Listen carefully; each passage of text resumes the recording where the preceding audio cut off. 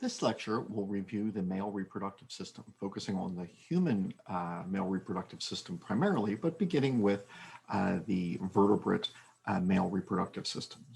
Obviously, we look in nature and we see that very often there are visible differences between males and females. When we look at the first animals, such as sponges, the most primitive animals alive today, we notice that there are no gonads. So here you can see eggs. They're just forming anywhere in the body. However, once animals became a little more advanced, the metazoan animals, there were actual gonads. So here you can see in a hydra, all of the cells making ova are in one area, a gonad. And here in the same hydra, all the cells making sperm are in one area, a testis. And so it was early animals which invented the idea of a gonad, and thus we can trace the gonads and in males, the testes, and then throughout. Now, in many of the invertebrates, individuals are hermaphroditic, so they can possess both testes and ovaries, but this ends with the vertebrates. Here you can see in a shark, the testis and the membrane, the mesoworchium, which attaches it to the body wall. Note, because this will be important later, how high the testis forms in the body. See, these are the gills. Here's the heart. The testes are actually forming near the pectoral fins. And when we observe in humans, the gonads, male and female, begin their development rather high in the body. Not only are there testes, but then there are the ducts, which we can call the Ductus Deferens, the Vas Deferens, which will then move the sperm from the testis so they can be eliminated from the body. This is in a shark. Semen can contain more than just sperm. A number of glandular secretions can also then augment fertility. And so, glands, such as the seminal vesicle can exist as well. Now, as I go through the evolutionary stages, there will be a connection between the urinary and reproductive systems. In many comparative anatomy textbooks, you might actually just have a chapter on the urogenital system, putting them together. Here in amphibians, you can see in a frog, here's the testis, here's the kidney, but look at these ducts to transport sperm. They transport sperm from the testis to the kidney. Sperm passes through the kidney. It is what is known as a reproductive kidney. So not only urinary. And so as we look at, and here's the same setup in a salamander. Here's the testis. Here are these small tubes which will transport sperm into then the kidney. And so the urinary system is going to be tied to the reproductive system as I go through the various steps. We'll end by focusing on mammals and placental mammals, where the gonads, which form high in the body, have actually then left the body into a scrotal sac, as you can see here in this cat. In addition to the testis, there will be those reproductive ducts, such as the epididymis, which will then be a place where sperm mature. Here you can see in a monkey, these sacs which enclose the testis have actually left the body. They begin development in the abdominal cavity and then move. And so mammals will modify this a bit. We'll have to discuss if the testes are outside the body, then how do they come back in the body, and we'll trace that passage here. And a number of animals actually practice internal fertilization. And if they're going to practice internal fertilization, the question then comes up, well, how are sperm introduced inside the body of the female? In amniotes, there is a penis, but there are variations in other organisms. And so then the idea of a male reproductive system actually goes back to eukaryotic cells. And so sexual reproduction, although we associate it with animals often, certainly was not invented by animals. It was these primitive eukaryotic cells which just developed the process of meiosis, that there would be a process of cell division which produces cells which we call haploid, having half the chromosomal content of a diploid cell. And then when two haploid cells meet, a sperm and an ovum, one haploid chromosome set fuses with another haploid chromosome set, and then one gets the diploid body cells once again with the two sets. So in humans, that would be 46 chromosomes as the diploid chromosomal count, and 23 chromosomes as the haploid chromosomal count. So reproductive systems then have essentially two main jobs. One is to make haploid cells, cells which have one set of each one set of each chromosome, as opposed to the diploid cells, which have two sets. So in humans, if there are 23 kinds of chromosomes, then a diploid cell, like a cheek cell, a muscle cell, a nerve cell, will have two of each for a total of 46 chromosomes. But the reproductive system must then generate half that number in a cell, 23, to make a haploid cell. So the main function of a reproductive system is to make these haploid cells, but then we must also then transport them and get them to the to a place where they can encounter the haploid sex cells of the opposite gender. So the process of mitosis, which occurs all over the body, cannot produce these haploid cells. So the gonads, which are the testes in males, are the only site where meiosis occurs to make these haploid cells. And when a haploid sperm with 23 chromosomes fuses with a haploid ovum with 23 chromosomes, then these two sets of haploid chromosomes then make a new zygote that has 46 chromosomes, and then the life cycle will begin again. So here you can see an ovum producing 23 chromosomes. If the sperm then adds 23 chromosomes, now there is a new diploid set of 46 chromosomes present in the zygote. Once again, the key to this is that process of meiosis, because all over the body we're making new cells. We make new cheek cells, we make new fibroblasts, we make new nerve cells, but they have too many chromosomes. If these were to fuse, you would have now, if one cheek cell has two sets of each chromosome, and the same applies to the cheek cell from another person, if they were to fuse, there would be then four sets of each chromosome, and a human embryo could not develop to term with that abnormal chromosome content. So the gonads then must produce these haploid cells, sperm in males and ova in females, which have half the number of chromosomes. So let's consider testes in humans, and then we'll return kind of to the evolutionary history of testes and the ducts. Meiosis in testes that is fairly straightforward. It's a bit more complex in ovaries. So a cell called a spermatogonium, a stem cell, will divide to make a primary spermatocyte. The primary spermatocyte then undergoes meiosis. It divides once, going through prophase, metaphase, anaphase, telophase.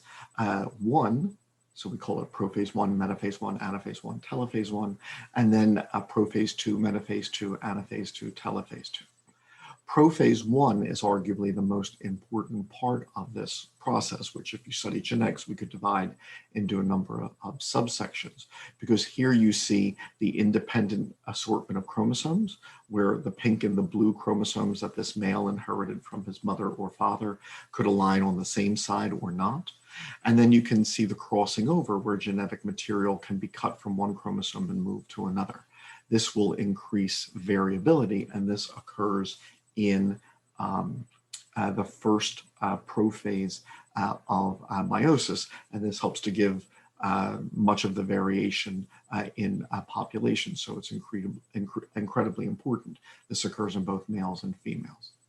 After that prophase 1, the cells will then divide into 2 secondary spermatocytes, and so the one primary spermatocyte becomes these 2 secondary spermatocytes.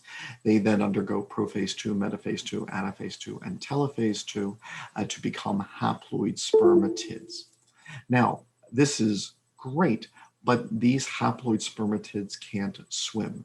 So a second process must then occur where the shape of these spermatids is modified to become spermatozoa. The spermatozoa develop a midpiece with mitochondria, which will produce ATP energy, and a long flagellar tail to produce the motile sperm. The second process is called spermiogenesis, and this also occurs in the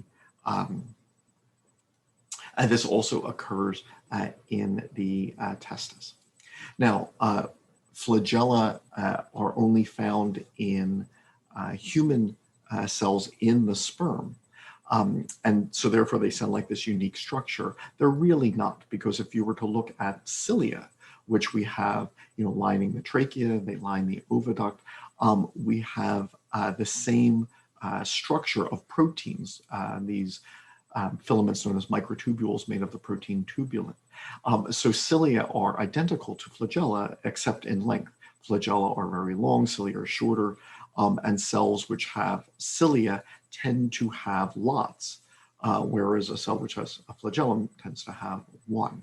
Now, I've misspoken just a little bit, because we now know that all cells have one cilium known as the primary cilium. They can have more, such as the cells of the trachea can have lots of cilium, but there is one single cilium that's located on a typical body cell.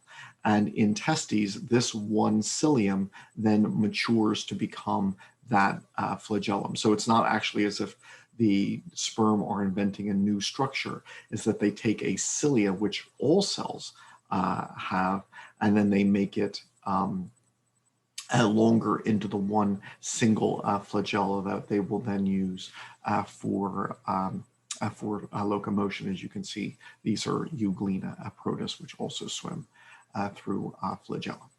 Okay. So I'm going to talk about the process of meiosis in human testes. It should be noted, however, and this is actually an older event in evolutionary history, where the spermatogonia, which will start the process of meiosis in the testis, they actually don't begin in the testis. They don't form there. They actually form where the yolk sac is near the allantois, and they then have to migrate to the gonad. And so they have to find their way there. And in some individuals, it's possible that these cells never made it. So some individuals are sterile because the cells which should have ended up in the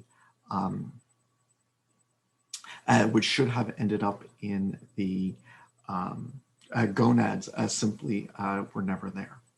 So if we look at a testis, we find that it is composed of these tubules known as seminiferous tubules. And actually, the male reproductive system is mostly about tubules. Sperm will have to travel maybe about 24 feet before they can leave the male body. There's very long lengths of these tubules, although for the most part, these are very highly coiled, so they are packed into a very tight space. And as we look at a tubule, the sperm will begin on the outside of the tubule, and then as meiosis proceeds, they then move towards the interior, the lumen. So those stem cells called spermatogonia, they are located on the periphery of the tubule here, and it is important for the volume of sperm that men will make over the course of their lifetimes. They can make hundreds of millions of sperm per day. That these spermatogonia are stem cells. When they divide, they produce two different types of cells. The cell which adheres to the lining of the seminiferous tubule, it stays a spermatogonium. And the cell which is then moving towards the interior becomes a spermatocyte. This is important because men will never run out of spermatogonia.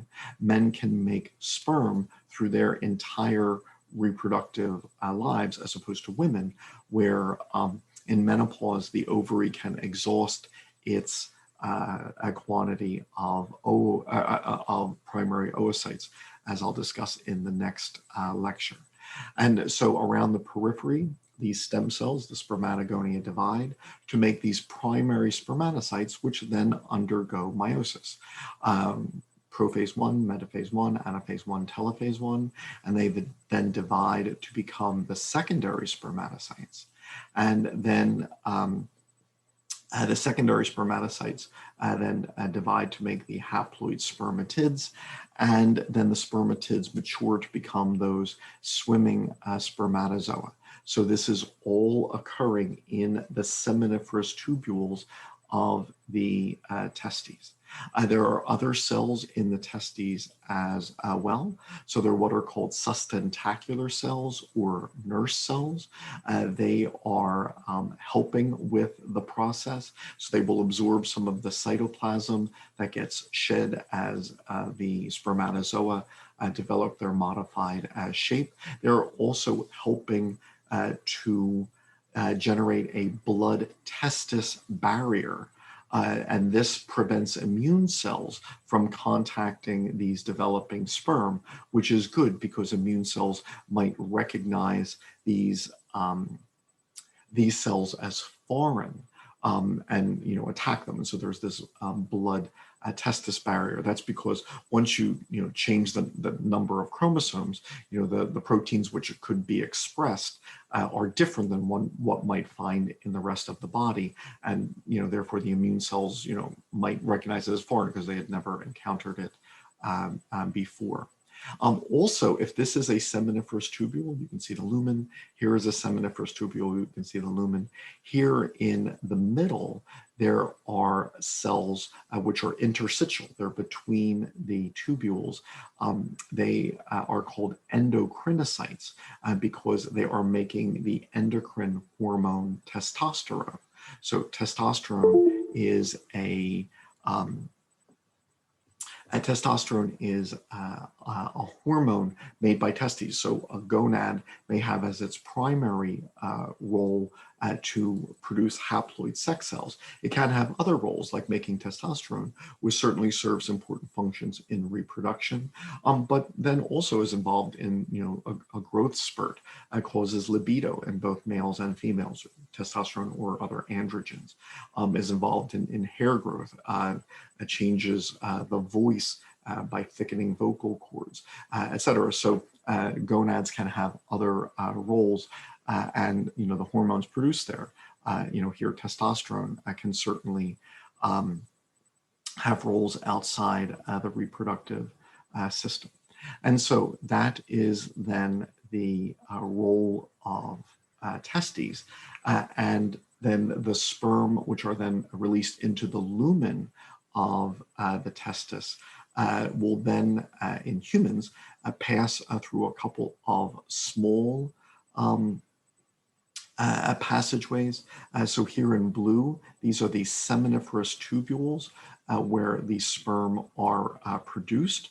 And so a testis is essentially this small structure split into lobules, and each lobule can have one or several of these seminiferous tubules, highly coiled. This is where the sperm are actually produced. From the testes, then there are these short passages known as the straight tubules, the rete testes, the efferent ducts, before the sperm pass into a significant structure, the epididymis. So the epididymis is a tubule. It is quite long. If it was uncoiled, it would be about 21 feet long. And so sperm travel a great distance, over the course of their life. Most of that is the epididymis. Sperm can spend weeks here, a month, and during this time, a number of important things are happening.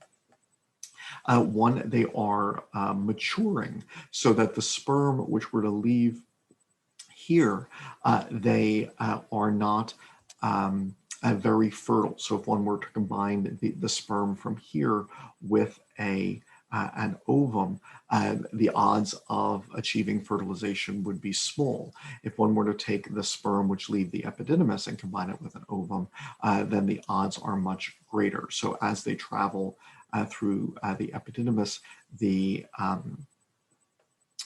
sperm increase their fertility.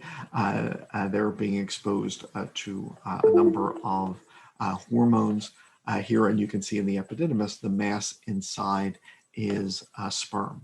Now, obviously, if men are making hundreds of millions of sperm per day, this then can develop a lot of sperm. And so these sperm can obviously be released during ejaculation. But if they weren't released in ejaculation, then they could be reabsorbed. All right. And so, some have spoken, there's sometimes a misnomer of, a mistaken idea, that, a man has to be sexually active, or else, these sperm develop, and they can produce pressure, and this could lead to a health problem. That is not the case. Old unused sperm can be reabsorbed. So then just, in a review up till now, here you can see in a monkey, here is the testis, and then sitting over it like a hood is the epididymis. So the sperm will then mature here before going into the Vas Deferens. The testis, once again, is split into a number of lobules, each of which contains seminiferous tubules where the sperm are made. And then from the seminiferous tubules, the sperm pass to the epididymis, which sit over it like a hood. And if you look at a cross section of the seminiferous tubules, you can see the sperm cells in various stages of maturation as meiosis proceeds. Here you see a cat. There's the testis. There's the epididymis sitting over it like a hood. Here's the same in the monkey. The epididymis is so long that it can be split into a head, a body, and a tail. All right. And if we look at the epididymis, as we will in the next video, you can see it's a highly coiled tube. And in the center, you will see sperm. But you'll also see that the cells of the epididymis, they have these long microvilli, which allow them not only to secrete products which will help in the maturation of sperm, but they can also then reabsorb the breakdown products of unused sperm. So sperm do not have to be released from the body. They can be reabsorbed here. So you can see sperm in the lumen of the epididymis, and the cells lining the epididymis can reabsorb the nutrients from the sperm. From the epididymis, then the sperm pass into the Vas Deferens and continue on their journey. Here, we'll have to just kind of pause and now reflect on the history of some of this, because we're going to see that the Vas Deferens actually has a very complex history that is tied to the urinary system. Now, that's not only going to be true in the fish that we will look at, but if you consider human embryos, the kidney which we keep, the metanephric kidney, develops in the pelvic region. But human kidneys actually develop in three sections: a pronephros, a mesonephros, and a metanephros. I noticed that the testis is closely aligned with the mesonephric kidney. And actually, this blue duct in human males is only used for reproduction. It will only transport sperm, so this will become the Vas Deferens. But the ancestral condition is because the testis and the kidney are in the same region, that this blue duct could actually then be involved in transporting both sperm and urine. Now, because the gonads form high and the metanephric kidney forms low, in human embryonic development, they actually have to switch places. The gonads will descend. In females, they stop at the pelvic brim. In males, we'll actually have to talk about the scrotum presently. And so let's go back. And then consider some of these. In the male reproductive system, we see that the traits we observe in humans have actually developed over a long period of time.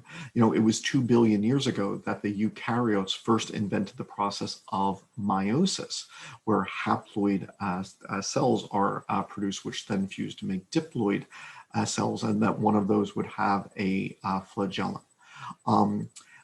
Once again, in the earliest animals, like in sponges today, there are no gonads.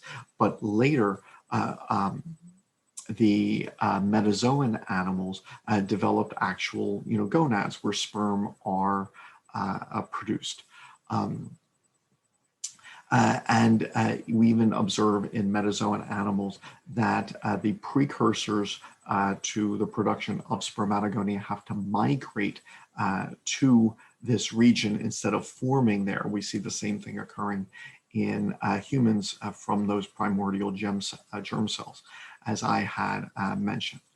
As we get to the bilaterally symmetrical animals, the sperm have a head, a midpiece, and a tail. The ancestor of the vertebrates may have been hermaphroditic, may have had a segmented gonad. So that was unlike the situation of vertebrates, but there would have been those sustentacular cells, and in the ducts, the sperm move towards the lumen as they mature. And so this was in the precursor of the vertebrates. The first vertebrates had gonads which were no longer paired nor no longer hermaphroditic, but this reproductive tubule formed with the kidneys. And so this Ductus Deferens could transport sperm and be a reproductive duct, but it could transport urine as well. So the term archinephros is, often preferred because, so for example, in the shark, one section, the cranial portion of the Ductus Deferens, is transporting sperm from the testis, which is near the pectoral fin. But then because the kidney lies along the length of this, the rest of it will transport urine as well. And so, we could use the term, archinephros just out of simplicity. So here you see in the sperm, the terminal portion is called the seminal vesicle, and it will then also produce a number of secretions which will help fertility. as the vertebrates came onto land, the urinary and reproductive systems were tied together, as you can see here in the testes, where they are associated with the kidneys and empty into it. So this Vas Deferens actually has a very complex history. As we ask, how are sperm transported, throughout the history of vertebrates? The very first vertebrates didn't have any sperm ducts. There was no Vas Deferens / Archinephros. The sperm and ova were just released into the body cavity, and they would then be released through a pore. So this duct, the Archinephros, is only transporting urine. All right, and so originally reproductive cells did not empty into this as well, but the jawed fish would change that. And so this Ductus Deferens, in addition to its original role in transporting urine, then also transports sperm as well. Although once again, there are variations. Some portions of it will only drain the kidney, while others can drain both the testis and the kidney and be both reproductive and urinary. And so here you see the Ductus Deferens along the length of the body wall of the shark, because once again, the testis are close to the pectoral fin. And so the kidneys stretch along the wall of the body, as then do the Ductus Deferens. Here we see a bony fish, and here you can see the gonad here. I prefer not to dwell on bony fish too much because of the variations which we can observe. So in some bony fish, the Archinephros is both urinary and reproductive. In some, it is only reproductive, and there are separate ducts which drain the kidney. In some, it is only urinary, and separate ducts drain the testis. In some, sperm are once again emptied into the body cavity and absorbed through abdominal ducts. So here we can see gonad in a bony fish. Once again, the amphibians can have a reproductive kidney, and the testis can actually drain into them. But this varies in amphibians. And so once again, there's a bit of variation here. In amniotes, we see that the Vas Deferens developing from this Archinephros is only transporting sperm, and then the metanephric duct, once again, that develops in the pelvic region, that becomes the ureter, which only transports urine. And so this, kind of yellowish duct and this bluish duct in the ancestral condition, both could be involved in the transport of either urine or sperm, but now as this mesonephric kidney will degenerate, it forms in embryos, but it degenerates, then this blue duct is only functional when tied to the gonad. So this blue duct then becomes the Vas Deferens, only reproductive, and this yellow duct tied to the metanephric kidney then becomes the ureter, which is only transporting urine. And so here you can see, once again, in the monkey, here's a testis, the epididymis. From the epididymis, there is the Vas Deferens, which is then only transporting sperm, and that will actually then go over the ureter, as we will see, which is only transporting urine. Now, how will the sperm leave the body? Well, I will, get back to speaking of human specific aspects. But I'd like to just go back to the ancestral condition and introduce the idea of a cloaca. So in humans, we are familiar that the urinary and digestive I'm sorry, there's a separation in males between, the urethra and, the digestive tract and the anus. They are separate. In females, there's a separation between the urethra, the vagina, and the anus. Ancestrally, that's not the case. All of these systems would empty into what's called a cloaca. And this cloaca even still forms in human embryos. So there was a common opening, just one single opening for the urinary, reproductive, and digestive structures, which then becomes subdivided in human embryos. In human embryos, we care about this subdivision because sometimes there are birth defects where this subdivision does not occur normally.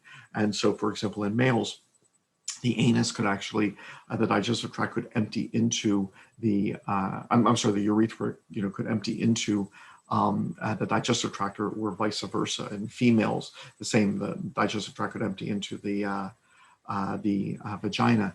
And so this partition must occur normally. Once again, the primitive jawless fish like this one, here's a female, she's just going to release her eggs into the body cavity. And then there is an abdominal, there's a pore which will take these gametes up and release them. So the cloaca originally received the digestive tract. Here's the rectum emptying into the cloaca. Here are the kidneys emptying urine into the cloaca, but there was a separate pore so that the gametes released into the body cavity could then be taken up here and then released into the cloaca there. So that was the original scenario. The jawed vertebrates added a urinary bladder, although the urine could be stored there, but it doesn't have to pass through there. It could pass into the cloaca first and then go to the bladder separately. And in the first jawed vertebrates, like sharks today, only females possess a bladder. It was not until the bony fish that males did as well. But here, there were now reproductive ducts, that Ductus Deferens, which would empty into the cloaca, and rather than passing through the abdomen. Here.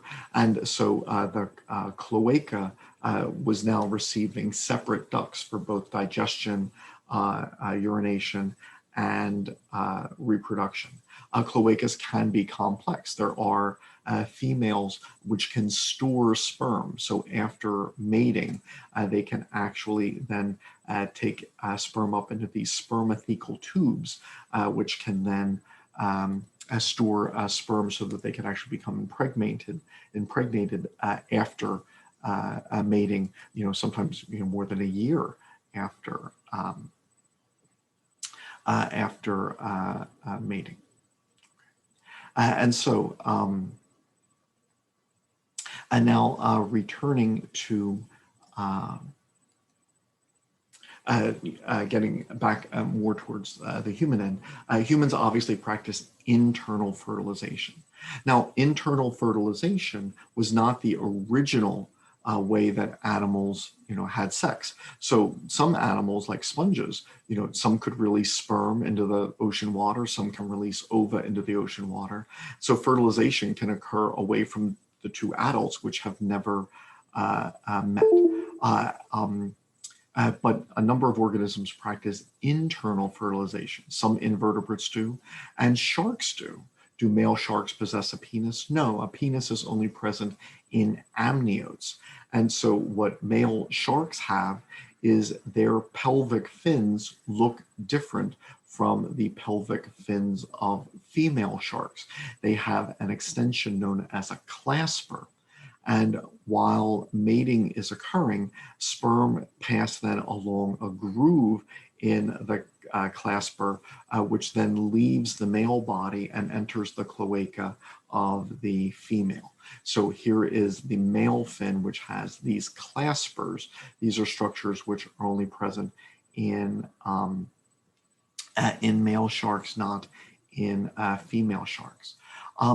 Now, internal fertilization can be practiced in land vertebrates without a penis, So for example, in salamanders, most salamanders practice internal fertilization, but males simply deposit packets of sperm, known as spermatophores, and then females will then take up these packets of sperm with their cloacal lips. So fertilization occurs inside the body of the female, but there is not an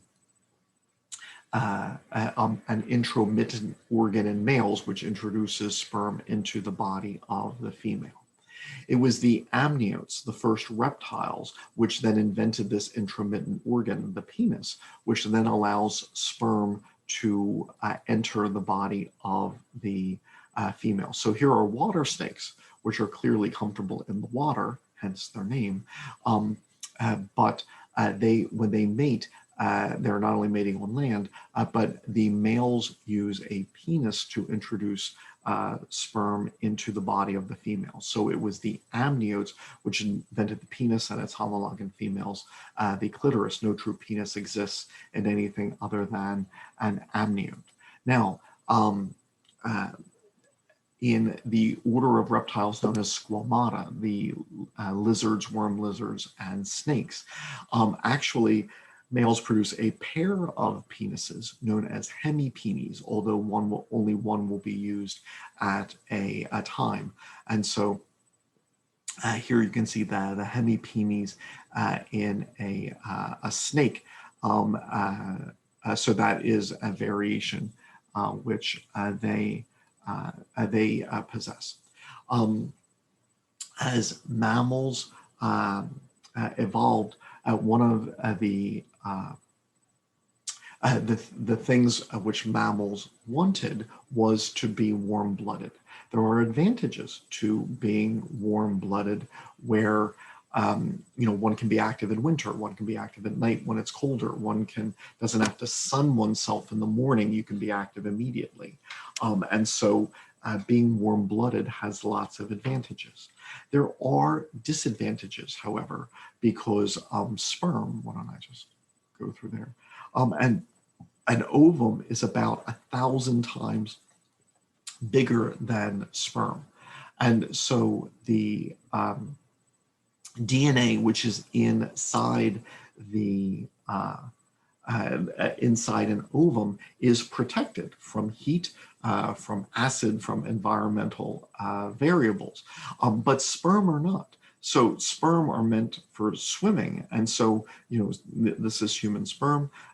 This is just a sperm is simply DNA with a tail in essence, and thus these sperm are very vulnerable to conditions in the environment, acid, as I'll discuss, but also then heat. Heat will kill sperm, and actually this is one of the possible causes of human infertility. If testes are held too close to the body, say with tight clothing, or if males are around high temperatures, for example, if they spend too much time in a hot tub, or they have a computer in their lap, a laptop for extended periods, or they have a profession where working at, say, a pizzeria, and there's an oven at waist level, unless they're wearing a protective apron, the heat can cause infertility. So how did these early mammals then balance the desire to be warm-blooded with the need to protect sperm for fertility? So what happened is that in males, the gonads will actually leave the pelvic body cavity and then sit in a sac known as a scrotum. Now, this did not occur in the very first mammals, the mammals alive so here, note, the great size difference between the sperm and the ovum, and being warm-blooded would potentially cause infertility. The heat of the core of the body is too much for the fertility of typical of sperm. So the struggle on how to be warm-blooded and still fertile, then had to be dealt with. Now, apparently it can be solved different ways. So birds are warm-blooded, but they do not have their testes descend into a scrotum. So some will lower their body temperature at night. Some store their sperm at the distal end of the Vas Deferens, which is outside the body cavity and thus cooler. And so, there are solutions to maintaining fertility without having testes leave the body and form a scrotum. Birds have actually have done that. But let's return then to mammals. The very first mammals did not have a scrotum, nor do the egg-laying mammals of today. So the platypus and the echidna, these still do not have their testes descending in a scrotum. And even some of the placental mammals may lack that. Some insectivores, some bats. In bats, it might occur only during the season of the reproductive season. Elephants do not have this. So you've never seen a scrotum on a male elephant. The testes do not descend. And so the earliest mammals, even the earliest placental mammals, did not have their testes descend into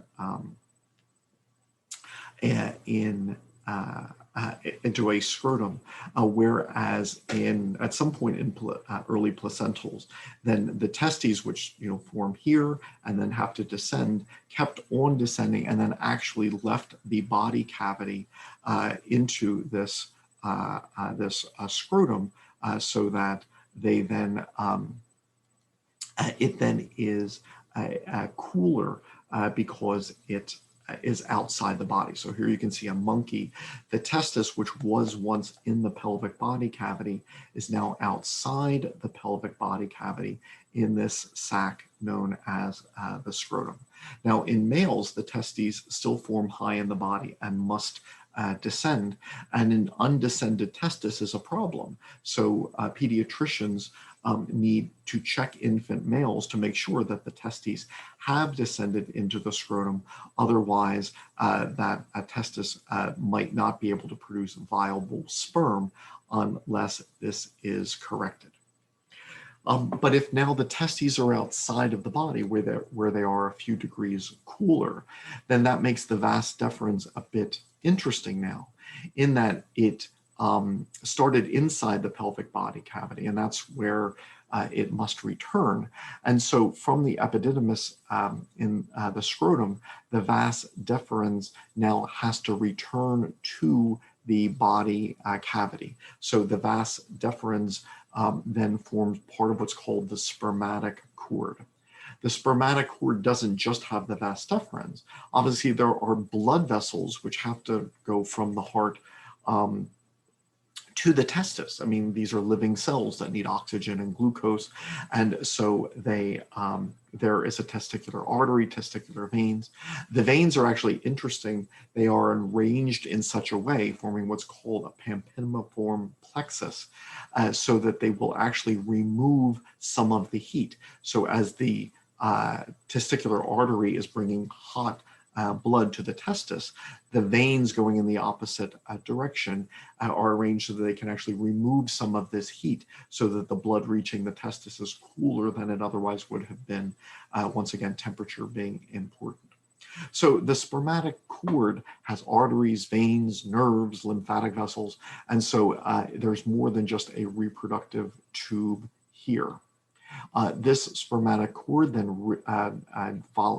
travels just deep to the skin because it is so superficial. This is why a vasectomy in males is a minor procedure compared to a tubal ligation in women, which is equivalent, but is a more serious surgery since it occurs inside the body cavity. So the spermatic cord will then travel from the epididymis and will then travel deep to the skin till it reaches an opening called the inguinal canal. Males have openings that females don't. because the testis had to leave the body. It was here, now it's here, so it had to go through an opening in the body wall, which is still there for these blood vessels and the spermatic cord to pass. So this is known as the inguinal canal. And this is why males are now susceptible to inguinal hernias, right? Because pressure in the abdomen could actually force a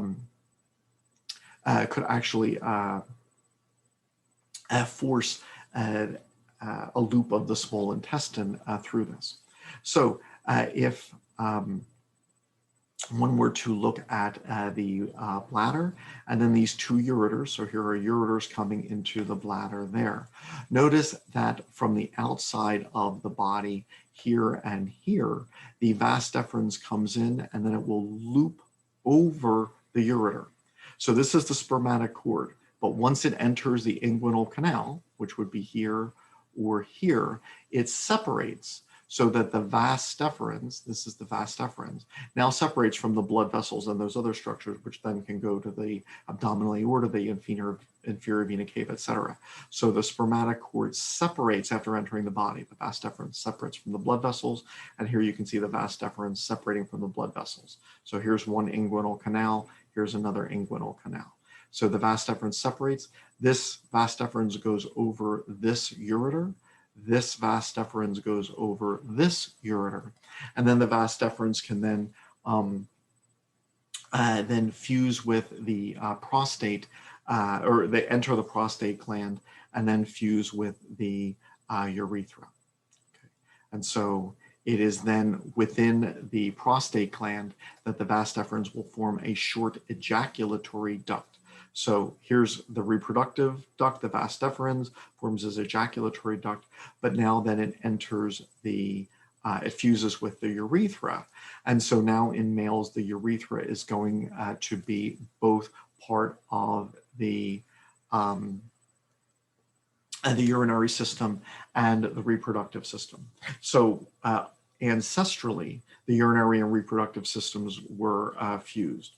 In males, they still are, because once again, the vas deferens here in green will then leave the epididymis, travel through the spermatic cord, but then enter through an inguinal canal, then go around the bladder over a ureter, and then within the prostate gland form this short ejaculatory duct, where it then fuses with the urethra.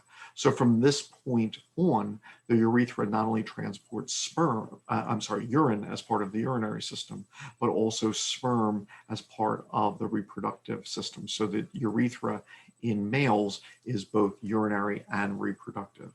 And in males, we can split the urethra into sections. While in the prostate, we could call it the prostatic urethra, while passing through the smooth muscle of the the skeletal muscle. The smooth muscle is up here, I'm sorry. Of the external urethral sphincter, we could call it the membranous urethra. And then as it passes through the penis, the penile urethra. So we could split the urethra into those three sections in males. And that is how then the sperm would leave the body. Just a couple of final concepts. One is there is more to semen than just sperm. There are a number of secretions which are made by glands. Now, in the digestive system, there's not only the GI tract through which food passes, but also accessory structures whose secretions help with digestion. And the same thing here, there are glands which help with reproduction. But these glands are not actually transporting, sperm in the way that the vas deferens does in a tract with a lumen. And so there are three. There is a prostate gland, one single gland, which is at the base of the bladder. Once again, this is where the ejaculatory duct fuses with the urethra. There is a pair of seminal vesicles behind the bladder on the posterior, and then two small bulbourethral glands between the bulb of the penis and the urethra. These are called the accessory sex glands, the prostate gland, the seminal vesicles, and the bulbourethral glands. Bulbourethral glands are only known in placental mammals. These then are making a number of secretions. So for example, because the vagina is acidic, the sperm have to be surrounded by an alkaline secretion. Otherwise, that acid will destroy them. And so the secretions must be alkaline or basic. Because sperm are so small, they're not carrying any glycogen granules for energy. And so they have to absorb sugar from semen. So semen then contains fructose as an energy source for the sperm. There are also hormones, which can not only influence the sperm, but also the female body, causing uterine contractions, which will help move the sperm. And then there can also be proteins which can cause the semen to coagulate when it enters the female body, perhaps as a way of preventing, its being lost from the female body. In invertebrates, we can see a number of, plugs, can be formed with these secretions. So the male reproductive tract not only includes these ducts through which sperm is passing, but these accessory sex glands as well, the prostate, the seminal vesicles, and the bulbourethral glands. Finally, then there is the penis, which exists in amnios, although some have lost it. So for example, in birds, as a way of being lighter weight, most have lost the penis. And then during mating, males and females only push their cloacas together, and sperm can be taken up into the body of the female. In the penis, there is a tissue through which the urethra passes. This is known as the corpus spongiosum. So one single mass, once again, the urethra passes through this. But then there are two lateral masses known as the corpora cavernosa. This contains what's known as erectile tissue because it can store blood. And upon arousal, blood vessels undergo vasodilation, and then the spaces in the corpora cavernosa can then take up this blood, and the penis then becomes erect, allowing it to introduce blood into the body, semen into the body of the female. And so very important in this process then would be, those blood vessels. So any disorders which affect blood vessels or cause, say, lipid plaques in the blood vessels could interfere with the ability to bring blood to the penis and then an erection. And so there could be, an anatomical reason for impotence, the inability to maintain an erection. But then also, something that causes anxiety could then also result in temporary impotence, because during the fight or flight response we direct blood away from our reproductive systems, because during an emergency you should run, you should fight, you should solve the emergency and not be thinking of reproduction. And so blood is directed away from the reproductive system when those times of anxiety are felt. So here you can see the tissue of the corpora cavernosa, where blood will be stored during an erection. All right. Now, if we're considering the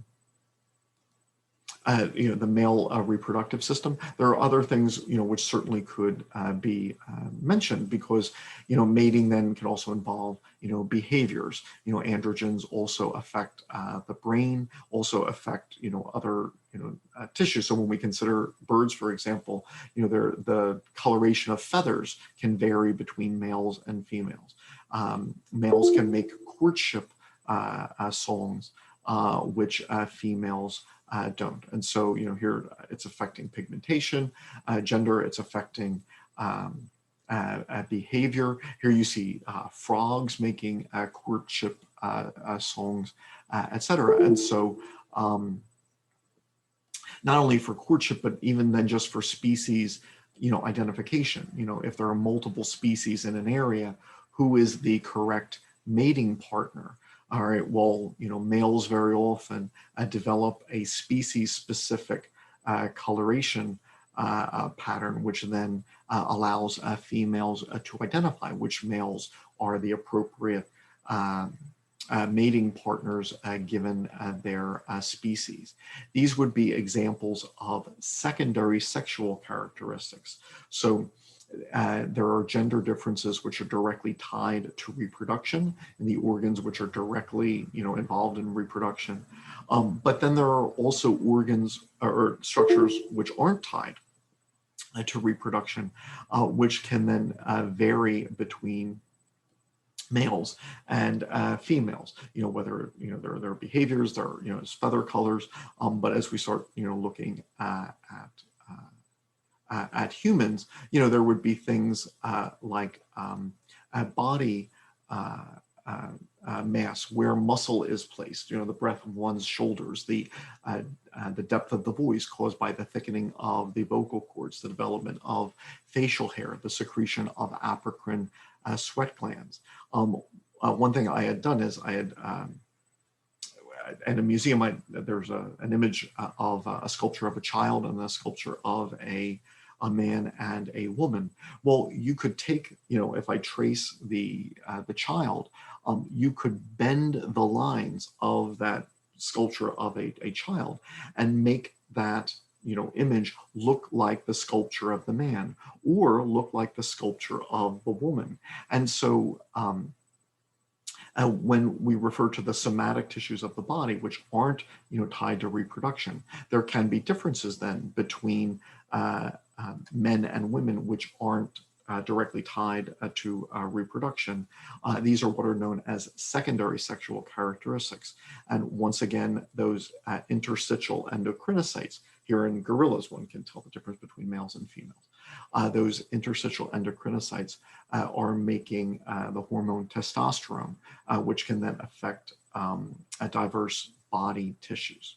So this was an examination of the male reproductive system, focusing primarily on humans, but then also considering the history of the male reproductive systems in diverse vertebrates.